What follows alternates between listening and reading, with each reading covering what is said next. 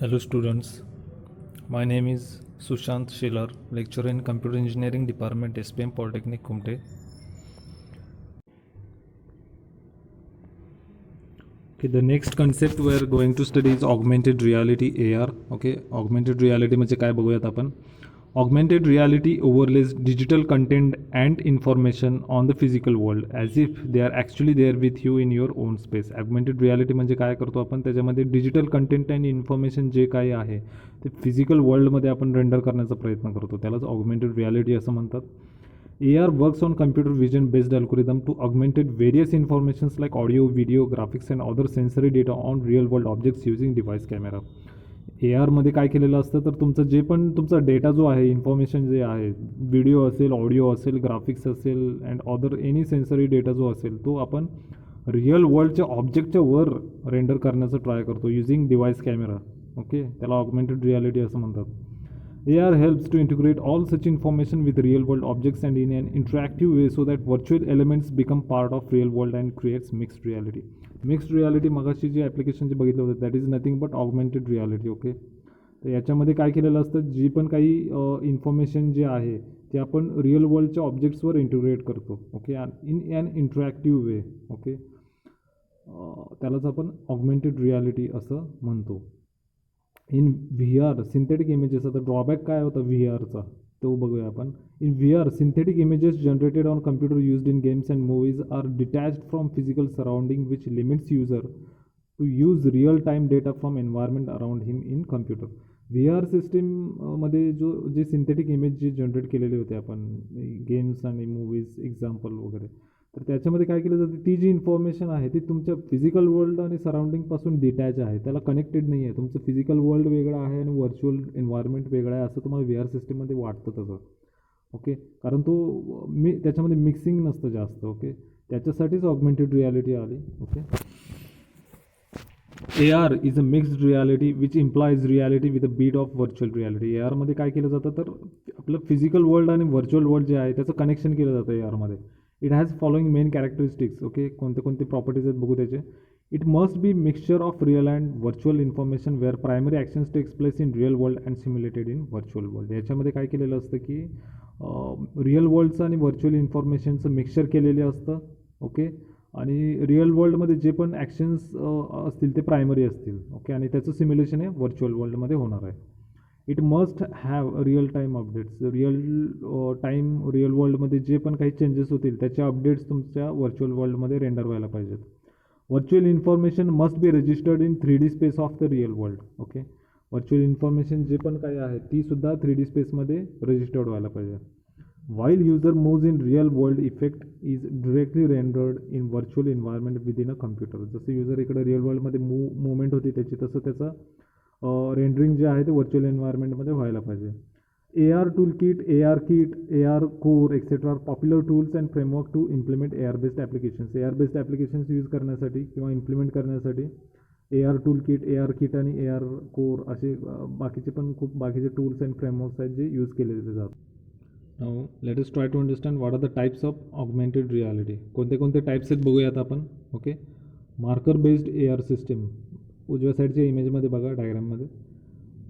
Such system uses a camera and some type of visual markers like logo, objects, QR code, barcode or some other visual data to produce and augment the data from such markers. As shown in an image, the camera scans the square on white paper to produce virtual home in camera screen. याचं augmented रियालिटीचे mobile applications खूप आहेत आजकाल. Okay, smartphones, त्याच्यामध्ये तुम्ही हा सुद्धा use केलेला असेल मार्कर बेस्ड AR सिस्टीम, ज्याच्यामध्ये तुम्ही कधी कधी QR कोड वगैरे जे स्कॅन करतो that is nothing but marker based AR सिस्टीमचं एक्झाम्पल आहे ते. ओके, याच्यामध्ये आता या इमेजमध्ये काय केलेलं आहे, तर तो पेपरवरचा जो इमेज आहे, ओके, ते स्कॅन केलं आहे. ते स्कॅन केल्यानंतर इकडं स्क्रीनवर एक व्हर्च्युअल होम प्रोड्यूस झालेला आहे. Okay, so that this is an example of marker based augmented reality system. Okay, the next type is marker-less AR system. Okay, this is also known as location-based or position-based or GPS-based AR system in which AR device is equipped with GPS, velocity meter or accelerometer digital compass to produce location-based data.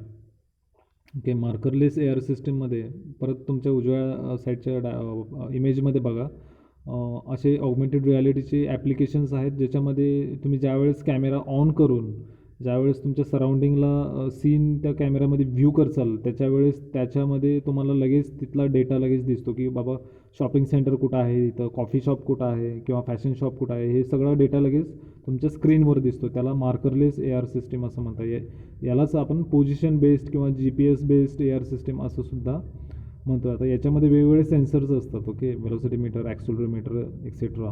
Okay, मग ते हे जे sensors जे आहेत ते तुमच्या मोबाईलमध्ये support जर असेल हार्डवेअर तर त्या टाईप ॲप्लिकेशन्स हे मग सपोर्ट होतात. Okay, the main force behind markerless system is availability of smartphones and various sensors they provide. Okay, आता याचं जे या ॲप्लिकेशन हा जो टाईप आहे तो mainly based on your smartphones आहे. आजकालचे जे डिव्हायसेस, डिजिटल डिव्हायसेस जे यूज करतो त्याच्यामध्ये वेगवेगळ्या टाईपचे सेन्सर्स दिलेले असतात. त्याच्यामुळं हे मार्कलेस ए आर इम्प्लिमेंट करणं सोपं गेलेलं आहे.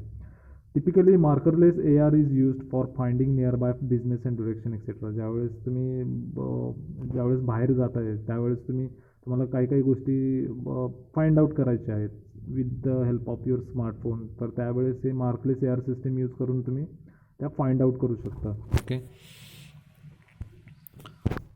The next type of your A R system is projection based A R system. Okay, उजव्या साईडच्या डायग्राममध्ये बघा परत एकदा. Such system work by projecting artificial light on real world surface. याच्यामध्ये काय केलं जातं तर आर्टिफिशियल लाईट, जसं नाव आहे प्रोजेक्शन. ओके, तर एक आर्टिफिशियल लाईट जी असते ही प्रोजेक्ट केली जाते. Okay, such system work bye sensing interaction between human and the projected light on the world surface. याच्यामध्ये काय केलं जातं की एक लाईट जी आहे ती प्रोजेक्ट केली जाते तुमच्या real world सर्फेसवर.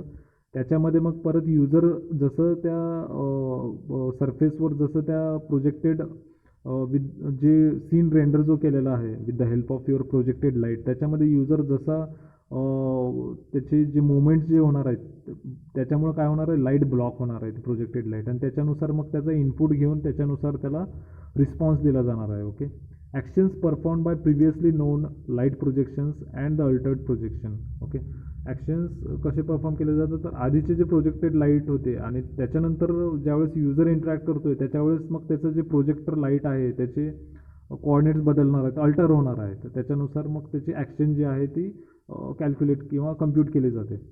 They utilize laser plasma to project 3D interactive hologram. याच्यामध्ये होलोग्राम हे इफेक्ट जो आहे त्याच्यासाठी काय केलं जातं, लेझर प्लाझ्मा हे यूज केलेलं असतं. ओके, तर याला आपण projection based A R system असं म्हणतो कारण याच्यामध्ये लाईट प्रोजेक्ट केली जाते.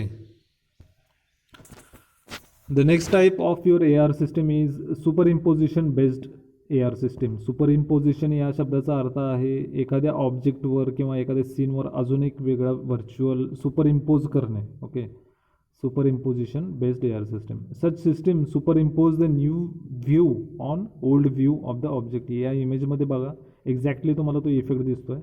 ओके, याच्यामध्ये काय केलं असतं, ओल्ड व्ह्यूमध्ये काय आहे तुमचं हे इंटिरियर डिझायनिंगसाठी मोस्टली यूज केलं जातं सुपर इम्पोजिशन, किंवा बाकीचे पण ॲप्लिकेशन्स आहेत पण मोस्टली इंटिरियर डिझायनिंगसाठी केलं जातं. याच्यामध्ये काय केलं जातं, हा जो सीन आहे आता तो ॲक्च्युअल बाकीचं जे आहे होम ते रिअल आहे. ओके, पण ते खालचं जे कार्पेट आहे ते व्हर्च्युअल आहे. तर या ॲप्लिकेशनचा यूज करून आपण काय यूज करू म्हणजे बघू शकतो की बाबा कोणतं कार्पेट मॅचिंग आहे, कलर कोणतं कसं टाईपचं त्याचं पोझिशन आपण कसं ठेवलं तर चांगलं दिसेल किंवा कसं मॅच होईल त्या रूमला हे आपण बघू शकतो. तर याच्यामध्ये काय केलेलं असतं तर ओल्ड व्ह्यू आहे तुमच्या घराचा जो व्ह्यू आहे रूमचा, त्या ओल्ड व्ह्यू आहे ज्याच्यामध्ये तुम्हाला टेबल खुर्ची वगैरे जे दिसतं आहे, पण न्यू व्ह्यूमध्ये काय दिसतं तुम्हाला ते कार्पेट पण दिसतं आहे. ओके, तर ते कार्पेट जे आहे ते त्या तुमच्या ओल्ड व्ह्यूवर सुपर इम्पोज केलेलं आहे म्हणून याला superimposition based A R system असं म्हणतात.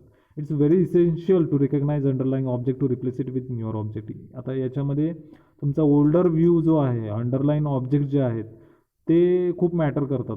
तो इनपुट महत्त्वाचा आहे कारण ते जर नसेल तर मग तुम्ही व्हर्च्युअल आउटपुट न्यू व्ह्यू कसं जनरेट करणार किंवा रेंडर करणार. Okay, so that's why old output or old view is also important in this system. Okay, so these were the types of your augmented reality. Okay, marker based AR system. After that we seen markerless AR system.